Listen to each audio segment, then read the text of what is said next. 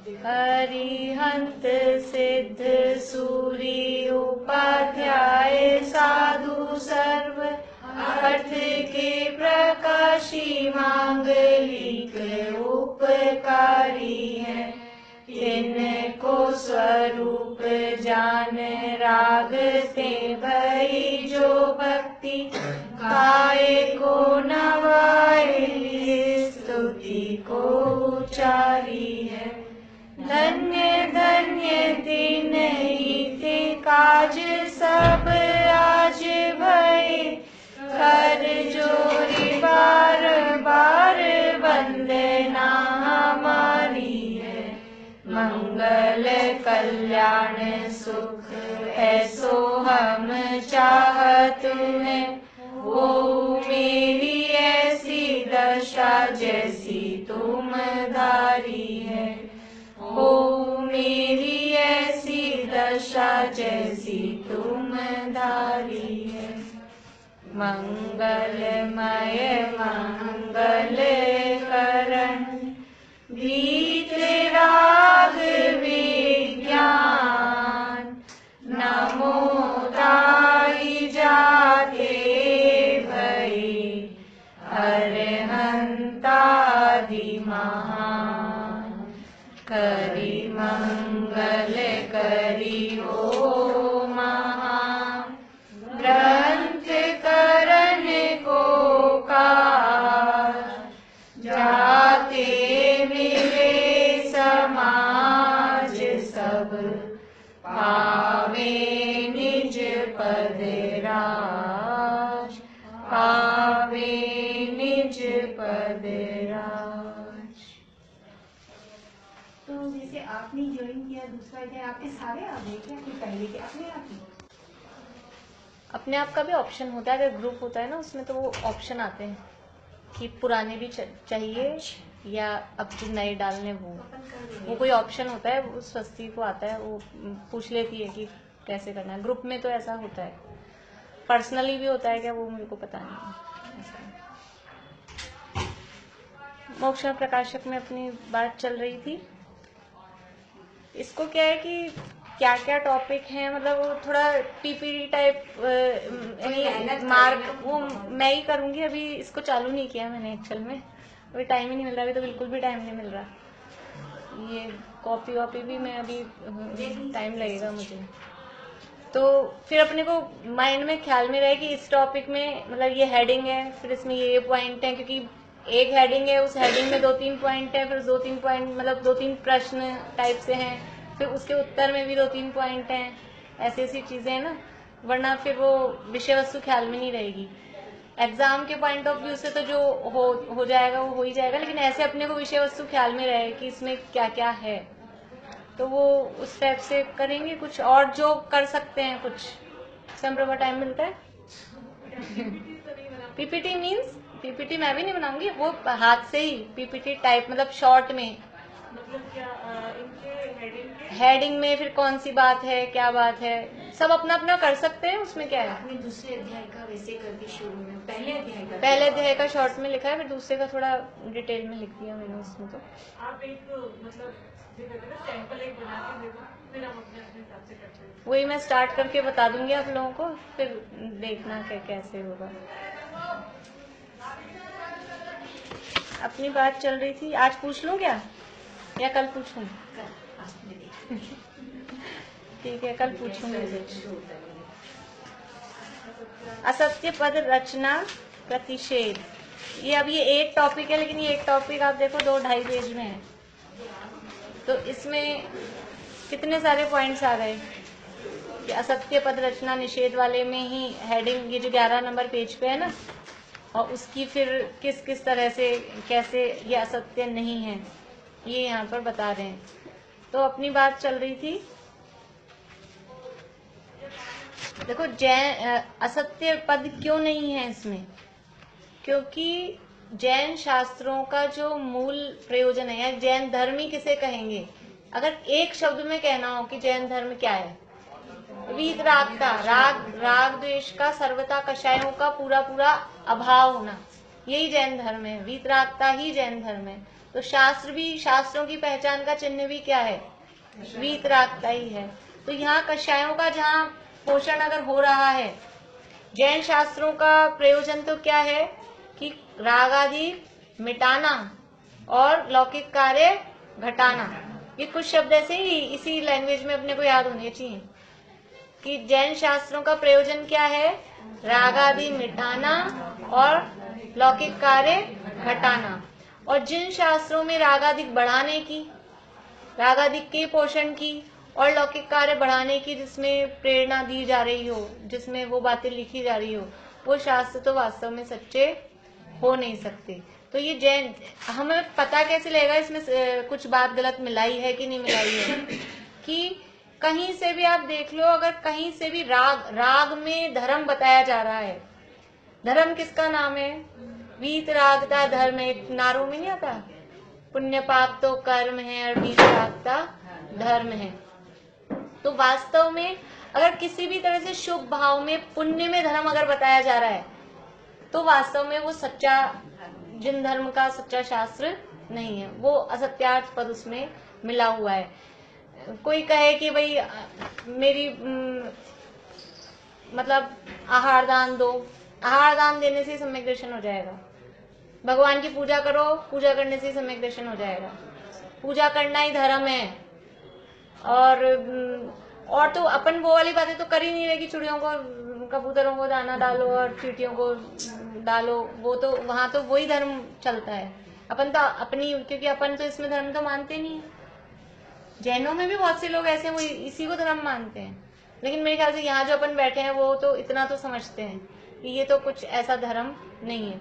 लेकिन पूजा करना, पाठ करना, खाली आहार दान दे देना, इसी का नाम धर्म, और इसी से हो गया भगवान के दर्शन कर लिए, सम्यक दर्शन हो गया। ऐसे नहीं होगा। सम्यक दर्शन तो जिस प्रक्रिया से होगा ना, उसी प्रक्रिया से होगा। और ये सब जो क्या है, ये सब शुभ भाव है। शुभ भाव धर्म नहीं है। अपन ने ये जो पढ़ी थी ना, गुप्ती समिति धर्म अनुप्रेक्षा, उसमें गुप्ती नहीं, समिति, हाँ, समिति के संबंध में मोक्षा प्रकाशक का उदाहरण दिया था वहां पे, अपने तत्वार्थ मणि प्रदीप में 90 अधिकार, ध्यान आ रहा है कि 90 अध्याय में सगुप्ती समिति धर्मानुप्रेक्षा परिचय जय चारित्र्य सूत्र था। तो वहां पे वो लिखा था कि मारने का भाव क्या है? पाप। मारने, किसी भी जीव को मारने का भाव क्या है? पाप है। और बचाने का भाव, बचाने का भाव धर्म कहती दुनिया। जीवों को बचाओ, ये तो कहते हैं सब, रक्षा करो। जीवों को बचाना क्या कहलाया जाता है? अब पुण्य तो अपन बोल रहे हैं, वरना उसी को वही धर्म है। जीव रक्षा, जीव दया ही धर्म है। ऐसे स्लोगन मिलेंगे और ऐसे ही सब जगह यही चलेगा। दया धर्म, दया धर्म, यही मोक्ष का पंथ। जीवों की रक्षा करना वही धर्म है। जीवों को बचाओ और जीवों की रक्षा करो। तो मारना पाप है और जीवों को बचाना धर्म है। वो पुण्य कहाँ गया? वहां ऐसे कैसे है? लिखे 7वें अधिकार का दिया है, वहां पे अपन ने पढ़ा हुआ है ये बात। 7वें अधिकार में फिर से आएगा ये।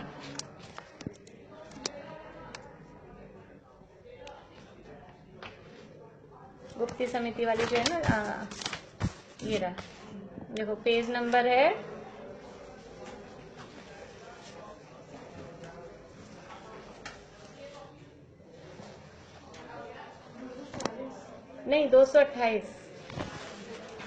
228 पेज पे। नहीं, गुप्ती समिति वाले में पढ़ना अपने को।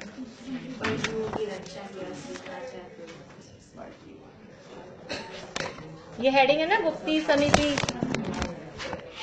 तो ये सब में यही बात है।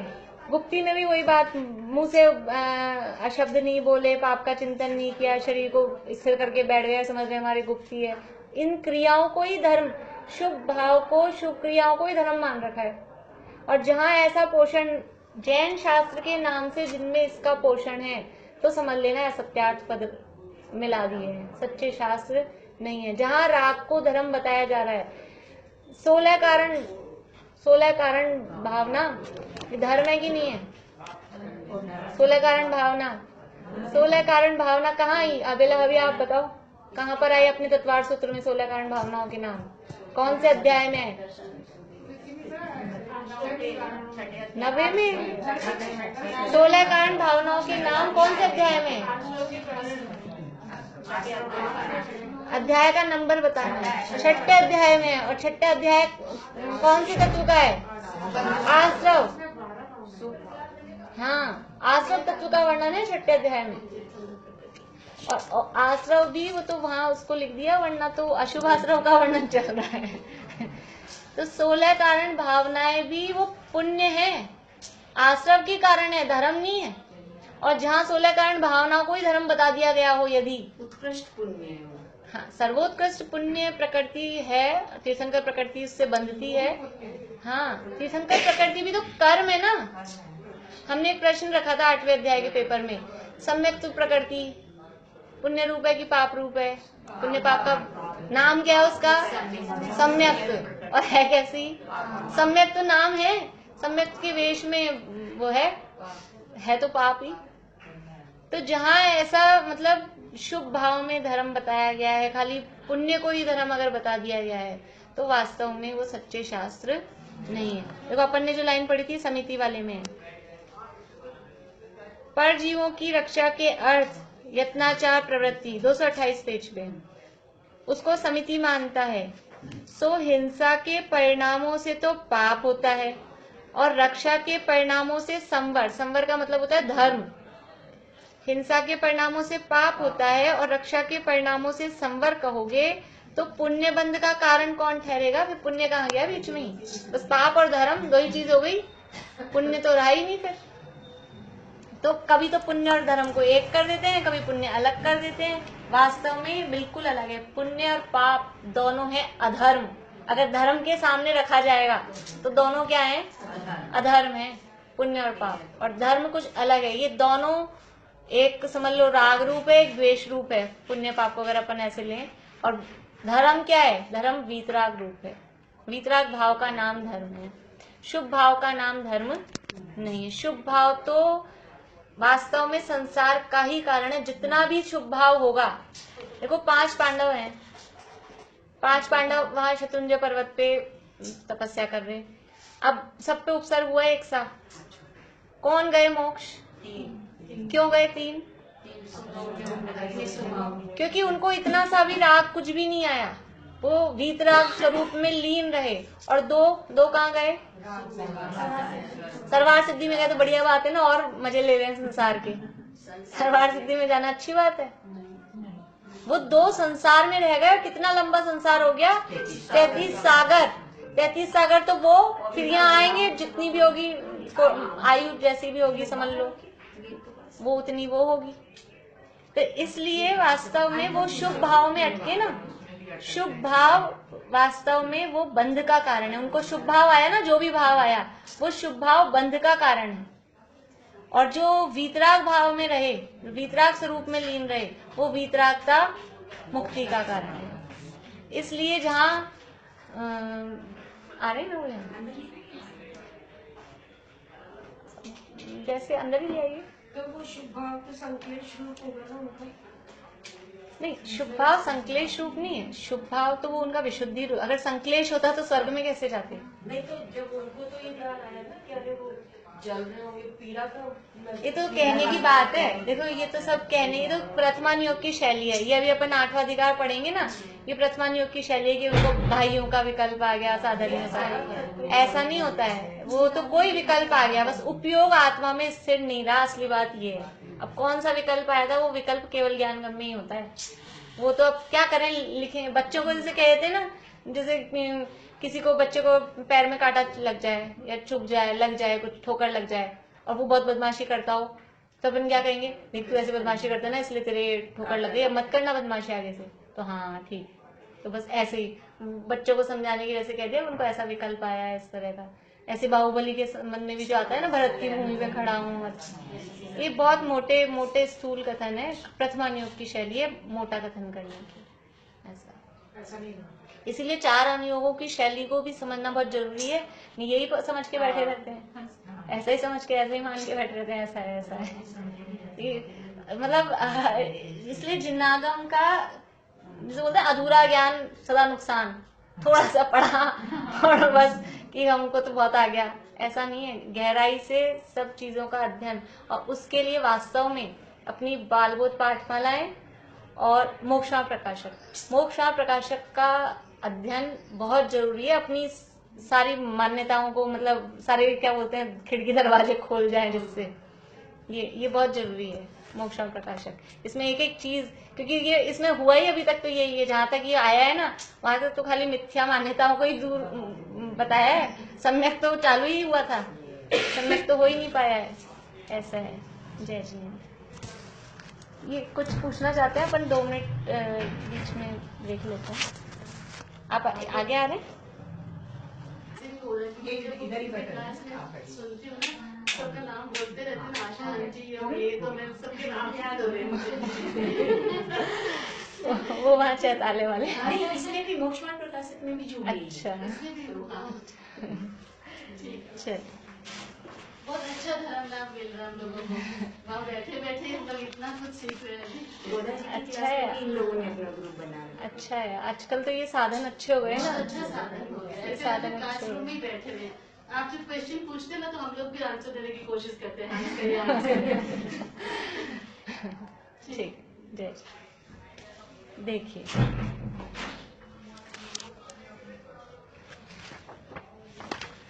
देखो पहले जो अपन ने पढ़ा था ना, स्टार्ट किया था ये ग्रंथ की प्रामाणिकता और आगम परंपरा, पेज नंबर 9 पे ये टॉपिक स्टार्ट हुआ था। वहां पे एक उदाहरण दिया था मोतियों का उदाहरण दिया था कि ये जो मोती हैं, कोई मोतियों से कैसा गहना बना रहा है, कोई कैसा गहना बना रहा है। यहाँ मोती लिया और फिर ये इधर भी मोती, झलक नहीं मिलती, ये जो दिया ना, मोती किसकी जगह रखा है? मोती की जगह क्या रखना है? मोती। दोनों जगह उदाहरण एक ही चीज के लिए मोती शब्द दिया है। किस मोती की जगह क्या रखना अपने को? सिद्धांत सत्य पद। हाँ, वो जो पद है ना, तत्व नहीं पद। देखो यहाँ जो पहले दिया ना 9 पेज पे, 9 नहीं 10 पेज पे दिया ना, कि जिस प्रकार मोती तो स्वयं सिद्ध हैं, है ना। इसके बाद एक लाइन छोड़ के, उसी प्रकार पद तो स्वयं सिद्ध हैं। मतलब 10 नंबर पेज पे फर्स्ट पैरा, उसकी चौथी लाइन, जिस प्रकार मोती तो स्वयं सिद्ध हैं। फिर आ जाओ वापस छठी लाइन पे, उसी प्रकार पद तो स्वयं सिद्ध हैं।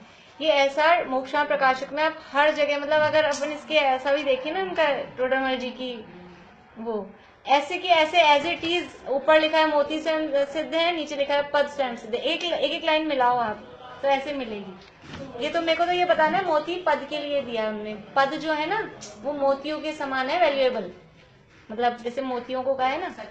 हाँ, अब यहाँ देखो, इधर झलक नहीं मिलती वाली,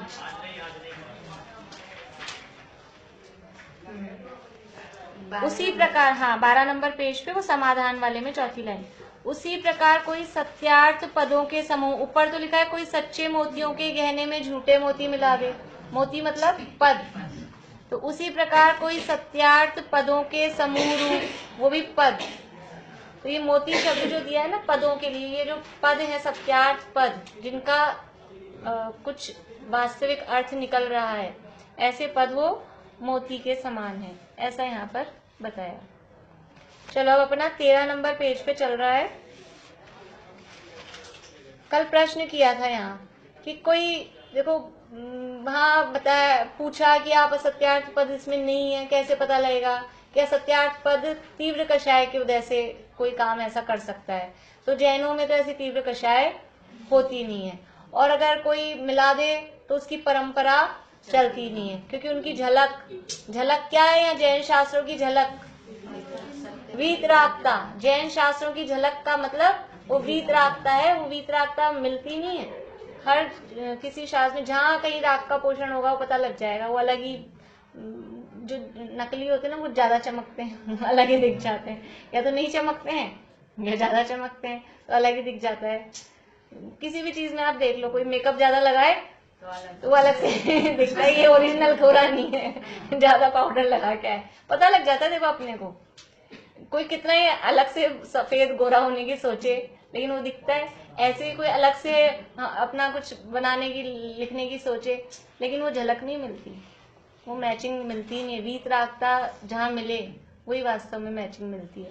तो फिर प्रश्न किया कि कषायों से तो नहीं मिलाया, लेकिन अब क्षयोपशम ज्ञान है, अल्प ज्ञान है, अल्प ज्ञान में कोई गलत भाषित हो जाए और फिर गलत ही लिख दे, फिर तो चलेगी ना उसकी परंपरा, फिर क्या होगा? तो क्या जवाब दिया? मूल ग्रंथ करता तो गणधर देव है। या गणधर से क्यों चालू किया, केवली भगवान से क्यों नहीं चालू किया? भगवान की तो वाणी वैसे रचना नहीं करती ना, वो तो गणधर भी तो लिखते नहीं है ना, लिखते तो गणधर भी नहीं है। रचना तो गणधर ही करते हैं। और अलग अलग करते हैं ना उसको, सारे जो भी आपने भगवान का उसको डिविजन में गंदा ही करते हैं। और वही कल जो बात हो गई ना वो नहीं है, कल से अलग है बात। चार ज्ञान के इसलिए धारी और कोई रचना की और पे जो उन्होंने भाषा में डिवाइड किया। देखो प्रश्न ध्यान से पढ़ें, फिर से आंसर आ जाएगा। कषायों से तो असत्यार्थ पद न मिलाए, परंतु ग्रंथ करने वालों को क्षयोपशम ज्ञान है। बात किसकी कर रहे हैं? क्षयोपशम ज्ञान वाले की बात कर रहे हैं। तो केवली भगवान को लेंगे कहाँ से हम? केवली भगवान को तो केवल ज्ञान है ना, शायिक ज्ञान है, क्षयोपशम ज्ञान है ही नहीं। प्रश्न करने वाले का प्रश्न ही क्षयोपशम वालों की तरफ से है। गणधर भी फिर क्षयोपशम ज्ञानी है, पूर्ण ज्ञानी तो नहीं है ना। गणधर और फिर आगे के आचार्य और जितनी भी परंपरा है वो सब क्षयोपशम ज्ञानी है।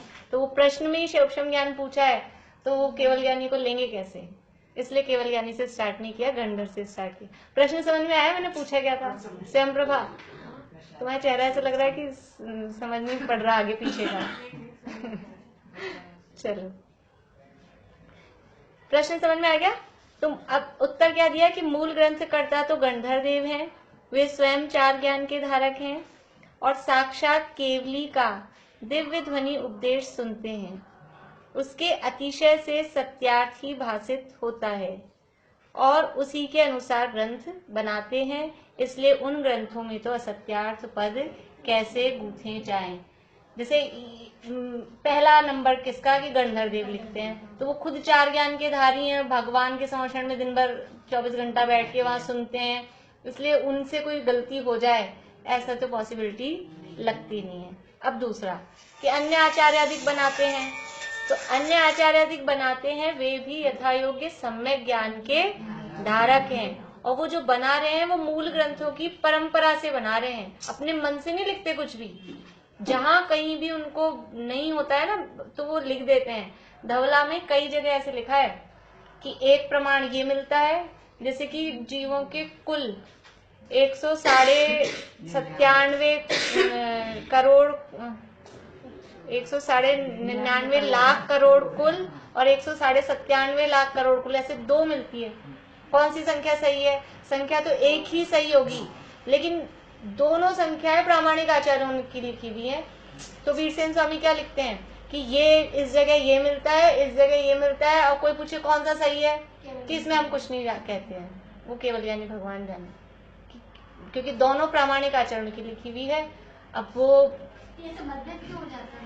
मतभेद इसलिए कि देखो श्रुत से चला ना, सुन सुन के, तो कुछ उसमें हाँ कंफ्यूजन है, मतलब थोड़ा वो फर्क, या कोई अपेक्षा हो बहुत जगह, इसीलिए अपेक्षाएं खोली आचार्य ने, फिर ये इस अपेक्षा होगा, उसी को सिद्ध किया है जो लिखा है ना, अब उसी को सिद्ध किया है दोनों को। तो वो वाली बात नहीं, जैसे कहीं और जगहों पे जो लिखा हुआ है उसको सिद्ध किया है, अगर ये ऐसे लिखा है तो उसको उस हिसाब से न्याय युक्ति से सिद्ध कर दिया कि ये ऐसा इसलिए लिखा है। अगर उससे अलग कुछ और लिखा होता है तो उसको न्याय युक्ति से वैसे सिद्ध कर देते हैं। अपने चतवार सूत्र में भी कई जगह ऐसी बात आई थी कि अभी हमको यही सिद्ध करना है, अभी तो इन्हीं को बताना है, तो उस हिसाब से वहाँ जैसे क्रम होता है, ज्ञान को पहले रखा, दर्शन को बाद में रखा, तो वैसे दर्शन पहले होता है, लेकिन अब ज्ञान पहले लिखा है आचार्यों ने, अब क्या करें, तो ज्ञान को पहले सिद्ध करना है बस। जो संग्रह में दर्शन को पहले हाँ, तो जहाँ जो होगा वहां उसका बस प्रयोजन सिद्ध करेंगे। तो लेकिन फिर भी जहाँ ये संख्याओं में अगर कुछ फर्क मिलता है, और अभी आगे आने वाली ये बात, वास्तव में जब फर्क मिलेगा ना वो ऐसी चीजों में मिलेगा, संख्याओं में कि कुछ उसमें, और ये चीजें इतनी प्रयोजनभूत नहीं है। मान लो कोई संख्या अभी अपने को कर्मों की स्थिति है, मतलब 70 कोड़ा कोड़ी की है कि 30 कोड़ा कोड़ी की है कि 40 कोड़ा कोड़ी की, मान लो किसी को सम्यक दृष्टि को भी गलत भी ख्याल रह जाए, गलत लिखने में आ जाए, तो उससे कोई सम्यक दर्शन मिथ्या दर्शन का फर्क नहीं पड़ता। सुमेरु पर्वत 1 लाख योजन ऊंचा है कि 1,40,000 योजन ऊंचा है कि 99,000 ऊंचा है। जो बाकी के 4 मेरु है ना, वो कितने हैं उनकी हाइट? 85,000 है कि 84,000 है। तो अब इसमें वो भी अपेक्षा है, 1000 की अपेक्षा भी समझ में आ रही है। और मान लो 84 मानो कि 85 मानो, इससे कोई सम्यक दर्शन में कोई सुख दुख में कोई फर्क नहीं पड़ता। हाँ, लेकिन शरीर जीव है कि अजीव है? शरीर में हूँ कि आत्मा हूँ, यहाँ अगर गड़बड़ होगी तो फर्क पड़ेगा। तो इसमें हाँ, वो तो ये तो प्रयोजन भूत है ना, ये तो प्रयोजन भूत है। लेकिन ऐसी जो संख्याएं हैं, मतलब समझ लो भौगोलिक वाली या कर्मों की स्थिति बंद वाली, इस टाइप की कोई संख्याएं वगैरह है, उसमें कोई अगर फर्क पड़ रहा है तो उससे हमारे सम्यक दर्शन मिथ्या दर्शन का कोई फर्क नहीं पड़ता। लेकिन जो सिद्धांत है, मूल सिद्धांत अभी आगे बताएंगे कि कहीं निमित्त नैमित्तिक संबंध में, निमित्त उपादान के संबंध में भूल है, कर्ता कर्म के संबंध में भूल है, 7 तत्वों के सिद्धांत के संबंध में भूल है। जैसे अभी जो अपन ने पढ़ा ना, आश्रव कोई तो धर्म मान रखा है, आश्रव को संवर मान रखा है, ऐसी भूल वो नहीं चलेगी, वो नहीं होगी। ये प्रयोजन भूत तत्व है। बाकी कहीं कोई ऐसी संख्याओं में हो जाए तो उससे कोई खास, वैसे तो होती नहीं है, पहली बात तो कभी कदाचित सूक्ष्म ज्ञान से हो भी जाए तो उससे कोई खास फर्क नहीं पड़ता। तो वो यथायोग्य सम्यक ज्ञान के धारक हैं, वे मूल ग्रंथों की परंपरा से ग्रंथ बनाते हैं। दूसरी बात यह है कि जिन पदों का स्वयं को ज्ञान न हो उनकी तो वे रचना करते नहीं।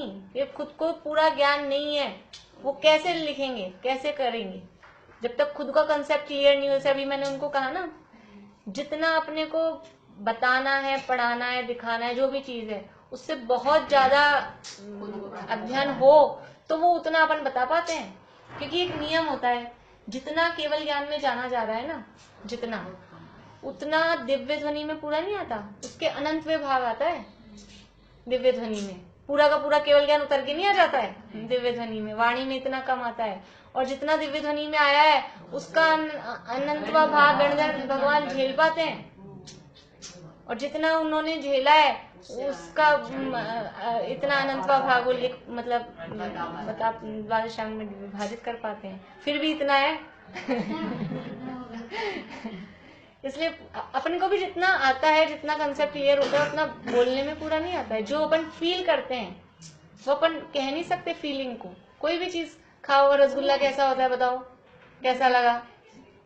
जो खाएगा, जिसी को पता ना, ये तो अपन को पता है मीठा। आज आया था भैंसरी के प्रवचन में कि ये जो स्वानुभूति होती है ये कैसी होती है, इसका एक टेस्ट आए तो हमें हमारा पुरुषार्थ उग्र होए। तो बोलो वो टेस्ट कैसे आए? पहला टेस्ट तो चाहिए ना। अभी तो रसगुल्ला सबने खाया हुआ है, इसलिए मतलब अपने को पता है, बोलते ही समझ में आ जाए। कोई ऐसी चीज हो, पता नहीं कौन सा, कुछ भी नाम ले लो, कोई भी चीज हो। खाजा खाया किसी ने? खाजा तो खाया बहुत लोगों ने, उधर मिलता है ना। कोई भी ऐसी चीज हो, चाइनीज कोई भी चीज हो, समझ लो। अब हमने खाई नहीं तो हमको कैसे पता लगेगा उसका? तो वो जब तक मतलब उसका अनुभव होता है तो अनुभव को उतना कहा नहीं जा सकता, ऐसी बात है। उस अनुभव को तो तीर्थंकरों ने भी ऐसे नहीं कह पाए। हाँ, नहीं कह सकते ना आप। ये तो इसलिए बोल रही, रसगुल्ला तो मीठा हम बोल देते हैं, लेकिन कैसा मीठा? आप मीठा बताओ, मीठा कैसा होता है? अब बताओ। जिसको मीठा नहीं पता, तो मीठा ही छोटा बच्चा हो 1 साल का, उसको समझाओ मीठा कैसा होता है। जाना वो भी नहीं अच्छे से बता कोई सी भी चीज, कोई एक भी चीज का स्वाद नहीं बता सकते आप। खट्टा मीठा कड़वा कचारा चरपरा ये तो कह दिए, पानी का स्वाद बताओ। अब बताओ, मुंह से बोल ही नहीं, सब अवचनीय है, अकेला आत्मा ही नहीं है शब्दाती। किसी भी पदार्थ में ये जो अनुभव है ना, अनुभव स्वाद, उस स्वाद वास्तव में कहा नहीं जा सकता है किसी भी चीज। तो पौद्गलिक स्वाद को तो फिर भी हम कैसे कैसे करके कह देते हैं। अब आत्मा कैसा है? आत्मा तो पौद्गलिक है ही नहीं, अमूर्तिक है, और वो ऐसा है कि आज तक हमने उसका स्वाद भी नहीं लिया।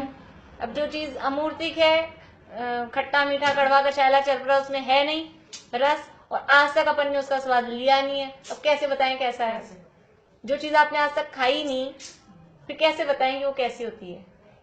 अब कई बच्चों को कसायला समझ में नहीं आता, मतलब कसायला क्या होता है। अब जिन्होंने कभी कसायला नहीं समझ में, तो कड़वे को ही कसायला समझते हैं, और कसायला समझते नहीं। आंवला होता है ना कसायला, आंवले को कड़वा बोलेंगे या खट्टा बोलेंगे, कसायला नहीं बोलेंगे।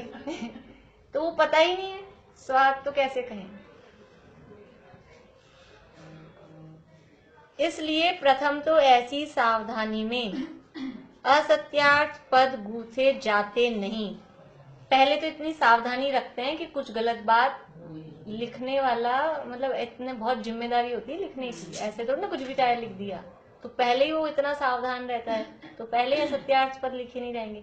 आप ये छोड़ो, ये तो धर्म के शास्त्र हैं, जैसे मैथ्स की, हिंदी, इंग्लिश, संस्कृत की ऐसी भी जो टेक्स्ट बुक्स चलती हैं कोर्स की, उनको भी लिखते हैं ना, राइटर होते हैं, वो भी कितनी सावधानी से, कैसे ना कुछ भी लिख दिया तो चलेगा उनके। अगर कोई कुछ भी लिख भी देता है ना, मान लो ऐसे लिख दी, वो चलती नहीं मार्केट में, एक बार गलती से लगा भी देंगे, अगले साल बदल देंगे कि इसमें तो बहुत गलतियां आ रही है, तो कुछ है ही नहीं इसमें, वो चलती नहीं है। यही बोल रहे हैं, वो असत्यार्थ पदों की परंपरा फिर चलती नहीं है। लिखने वाला पहले ही खुद अलर्ट होता है, सावधान होता है।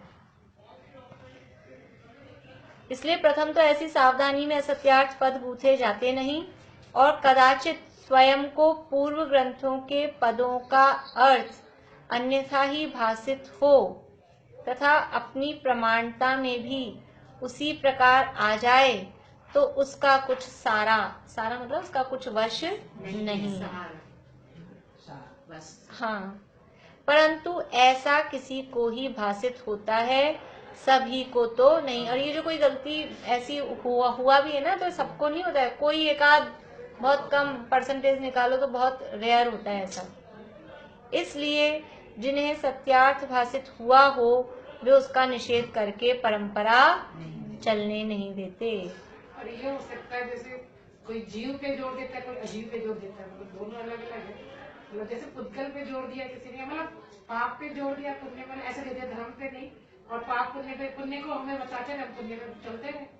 ये भी तो होता है, आपने क्या चीज समझी और उसको अपने जीव अजीव पे जोर देने का मतलब समझी नहीं मतलब है। जैसे जीव की चर्चा ज्यादा होती है, जीव अजीव दोनों की साथ अच्छा होती है। अच्छा, तो आप उसमें, अब आप किसको क्या अच्छा लगता है, जैसे यहाँ पढ़ने से हमें पता पड़ता है कि पाप पुण्य अलग चीज है और कोई चीज अलग है। देखो इसका भी एक क्रम होता है। मोक्ष मार्ग में कोई सबसे पहले आया, तो सबसे पहले उसको क्या उपदेश देना, सबसे पहले प्रयोजन भूत ऊंचा उठने का भी, और प्रयोजन भूत मोक्ष मार्ग का, भेद विज्ञान का उपदेश सबसे पहले देना। नीति में अटका दिए तो अटक ही जाएगा। अटक दिखे। क्योंकि देखो और सारा कुछ जरूरी नहीं, आपको कोई कर्मों की स्थितियों का, प्रकृतियों का ये नहीं पता लगे, कोई जरूरी नहीं है।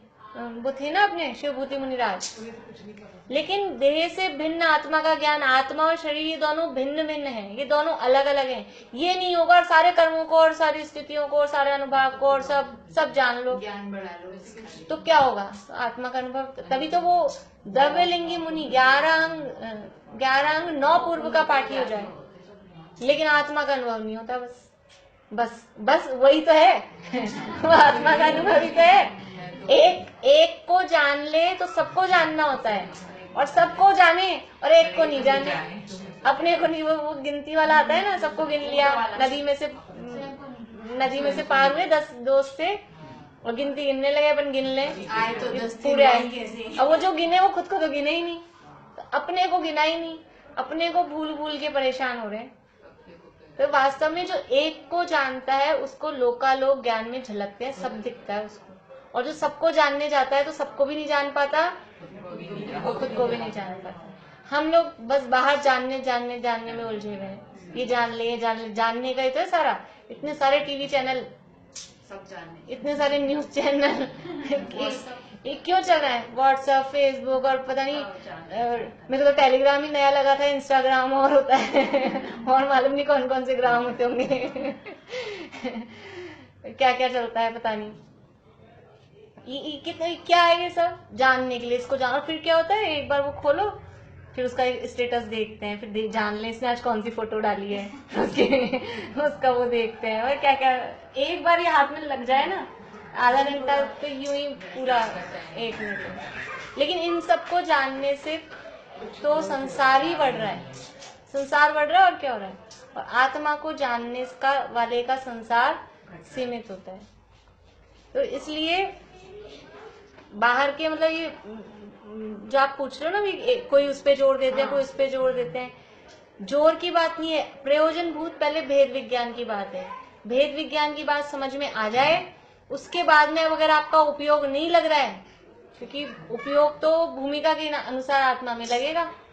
ऐसा नहीं होता भेद विज्ञान की बात बताते ही बाबा आप आत्मा में लीन होकर केवल ज्ञान ले लिया, ऐसा नहीं होता। उसके लिए टाइम लगता है, चारित्र में बाहर की वो बदलने में, पोजीशन बदलने में टाइम लगता है, क्रम पड़ता है। क्रम पड़ता है। श्रद्धा आप एक बार में लड़की की सगाई कर दी, वो 1 मिनट का काम था, बात पक्की हो गई, फोन से हाँ कर दो, कैसे भी कर दो, वो 1 मिनट का काम है।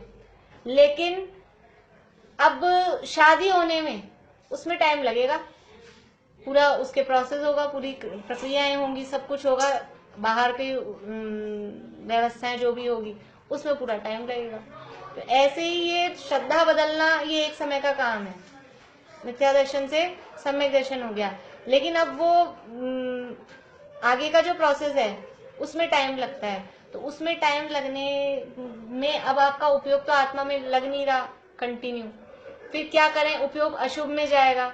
तो अशुभ में जाने से बचने के लिए फिर हम ये और फिर पुद्गल के बारे में पढ़ें, जैसे 5वां अध्याय अपना, तो पुद्गल के बारे में पढ़ा, कैसे बंद हो रहा है स्निग्ध का, रुक्ष का, और वहां पे भी फिर बीच बीच में वो अध्यात्म दिया गया है जो पकड़ना चाहे अपन ने। देखो हर अध्याय में से, यद्यपि तत्वार सूत्र आगम का शास्त्र कहलाता है, 8वां अध्याय पढ़ा अपन ने, लेकिन अपन ने उसमें से भेद विज्ञान की बातें, जो जीवा कर्म का वो जो दूसरा ही सूत्र था ना कि कर्म बंधे हैं तो अनादिकाल से बंधे हुए नहीं हैं, और वो कर्म से ही बनते हैं, मैं तो अबध स्पृष्ट कर्मों से रहा, तो वो उसमें से भी भेद विज्ञान निकलता है।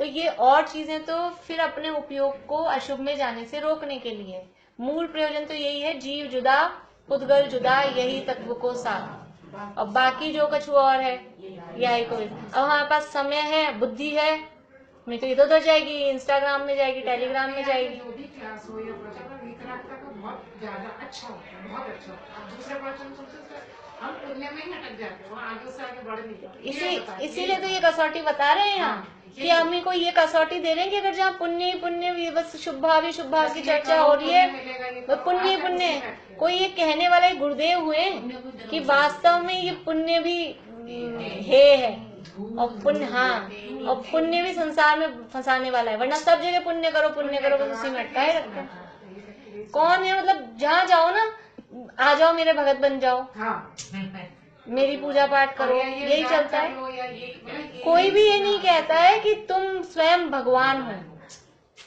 प्रत्येक जीव भगवान है, हर आत्मा भगवान है, और वो अभी भगवान है द्रव्य स्वभाव से, और पर्याय में भी भगवान बन सकता है। इसलिए गुरुदेव का सुबह सुबह आता है ना, उसमें हूँ परमात्मा छू एम नक्की कर, मैं भगवान हूँ ये पहले नक्की करो, फिर हूँ परमात्मा छू एम निर्णय कर, और हूँ परमात्मा हूँ यानी मैं, और मैं परमात्मा हूँ ये अनुभव करो। ये है सबसे पहले। ऐसा कौन बताता है? जो आता है, कोई भी दुनिया में और दर्शनों में भी जाओ, भगत बनाने का काम है। कोई भी कह सकता है, कहता है कि तुम भगवान बन सकते हो, हम भी भगवान बन सकते हैं, प्रत्येक आत्मा भगवान है, कहीं नहीं होता। और जैन नाम धार के भी वो भगत ही बनाने में लगे रहते हैं, बस जितने ज्यादा से ज्यादा भगत हो जाएं उतना बढ़िया। इसलिए ये झलक है ना, झलक वीतरागता, ये हमको कसौटी हर जगह लगा के देखनी पड़ेगी। तुरंत निर्णय हो जाता है 1 मिनट में। जो समझदार व्यक्ति होता है, जिसमें इतनी बुद्धि है, सैनी पंचेंद्रिय, 1 मिनट में समझ में आ जाता है कहाँ राग की बात चल रही है, कहाँ वीतरागता का पोषण हो रहा है। अपन समझ जाते हैं कि कोई लल्ला चुप्पी कर रहा हो कि क्यों कर रहा है, ये अपने लिए, हाँ, अपन सब समझ जाते हैं, इतने इंटेलिजेंट है, पैसे लेने हैं, ये आज ये मीठा क्यों बोल रहा है, ये सब समझ जाते हैं हम। तो ये इसमें समझ में नहीं आता, इसमें भी समझ में आता है। लेकिन वो रस ऐसा पड़ा है पुण्य का, क्योंकि हमको भी पुण्य ही बढ़िया लगता है, वही भला लगता है, उससे हमको सुविधाएं आती हुई दिखती है। लेकिन पैसा कहाँ से आता है? पैसा पुण्य से आता है, पुरुषार्थ से आता है? या तो दोनों वाले मिल रहे हैं, पुण्य वाले भी और पुरुषार्थ वाले भी। पहले तो पुरुषार्थ से तो आता ही नहीं है, और पैसा पुण्य से आता है, ये भी वास्तविकता नहीं है, ये तो उस पुरुषार्थ को हटाने के लिए पुण्य से आता है ऐसे कहते हैं। पैसा अपनी योग्यता से ही आता है द्रव्यानी होते हुए कहते हैं। दोनों काम पुरुषार्थ कितना भी करो, पुण्य एक स्टेप अंदर चलेंगे, पुण्य नहीं होगा कुछ नहीं होता है। और वो पुण्य भी वास्तव में पुण्य अलग चीज है, और पैसा हमने अन्योन्या भाव होता है ना, पुण्य है पूरा वो बताया कर्म है, हाँ, कार्मण वर्गणा, विहार वर्गणा है। वो पुण्य वो कार्मण वर्गणा है, कर्म है। और ये पैसा है, ये आहार वर्गणा है। ये एक पुद्गल द्रव्य की अभी की पर्याय है, ये दूसरे पुद्गल द्रव्य की पर्याय है। एक पुद्गल द्रव्य की वर्तमान पर्याय का दूसरे पुद्गल द्रव्य की वर्तमान पर्याय में अभाव, अन्योन्या भाव है। इसलिए वो उसकी योग्यता से ही आता है, जब उसकी योग्यता होती है आने की तभी आता है। मतलब ना पुण्य से आता है ना पुरुषार्थ। लेकिन पहले पुरुषार्थ से आता है, ये मानना छोड़े तो उसके लिए सिखाते हैं कि तुम ये पुरुषार्थ जो कुछ कर रहे हो इस कुछ नहीं, पुण्य होगा तो ही आएगा, पुण्य से आता है। पर वो जो पुण्य के भरोसे ही फिर अच्छा पुण्य से पैसा आता है तो पैसा चाहिए तो पुण्य करो, तो कहेंगे वो पुण्य उन्य नहीं है, अपनी योग्यता से ही आता है। पुण्य करने लायक नहीं है, पुण्य होता है। आप गुरुदेव की पढ़े सुने ना, गुरुदेव के प्रवचन, इतनी मतलब बैलेंस उनकी भाषा है। पुण्य होता है, पुण्य करना नहीं चाहिए, पुण्य होता है, आता है। और कोई कहे पुण्य है कि पुण्य छोड़ना भी नहीं पड़ता, पुण्य छूट जाता है। जब हम शुद्ध भाव में पहुंचते हैं तो शुभ भाव छूट जाता है, उसी को हे कहते हैं। लेकिन शुभ भाव तो है तो छोड़ दो, तो शुभ भाव है छोड़ दो, पूजा पाठ छोड़ दो, फिर क्या करो, फिर घर बैठ के टीवी देखो। इसलिए हे नहीं कहा, जो शुभ भाव है वो शुद्ध में जब जाएंगे, जब हम 7वीं सीढ़ी पे पहुंचेंगे तो 6ठी सीढ़ी है वो छूट जाती है। 7वीं पे तो पैर रखो मत, और 6ठी पे पहुंच के 6ठी है और छोड़ दो तो क्या होगा, राम गिरेंगे, हड्डी बदली टूटेगी। ऐसी स्थिति है कि वो शुद्ध में तो पहुंचते नहीं है, और पुण्य है, ये तो पुण्य है तो पुण्य छोड़ के अशुभ में पहुंचते हैं, नरक निगोद में जाते हैं, फिर जमीन पे गिरते हैं।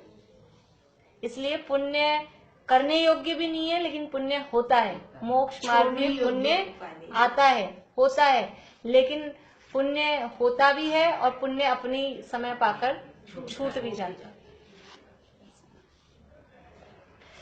पुनश्च टाइम तो हो गया है, आगे तो बढ़े ही नहीं अपन पढ़ लेते हैं। ये सेंटेंस गलत होगा क्या? छोड़ने योग्य उपाधि है पुण्य। उपादेय कहना तो छोड़ने योग्य उपाधि। तो छोड़ने योग्य तो हे हो गया, हे उपादेय बनेगा ही नहीं ना, छोड़ने योग्य उपादेय है सब में होगा। फिर क्या बनेगा?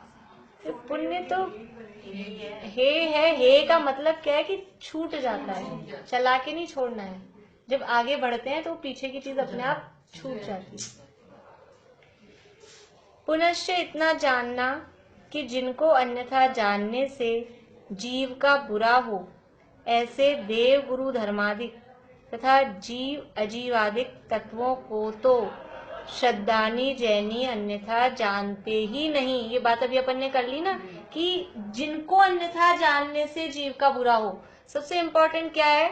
देव गुरु धर्मादिक और जीव अजीवादिक तत्व। एक तो 7 तत्व, वैसे 7 तत्व में ही देवशास्त्र गुरु भी गर्भित हैं, लेकिन यहाँ खोल के बता दिया कि सच्चे देवशास्त्र गुरु का निर्णय ये सबसे पहले जरूरी है। सच्चे देवशास्त्र गुरु का निर्णय नहीं होगा, आप सच्चे गुरु की शरण में नहीं आओगे तो 7 तत्वों का भी पता नहीं चल पाएगा ना। तत्व 7 होते हैं और कौन सा आश्रव है, कौन सा संवर है, ये निर्णय सच्चे देवशास्त्र गुरु के बिना कहीं नहीं मिलने वाला है, ये कहीं नहीं पता लगने वाला है। कैसे गर्वित होंगे बोलो संतान जी?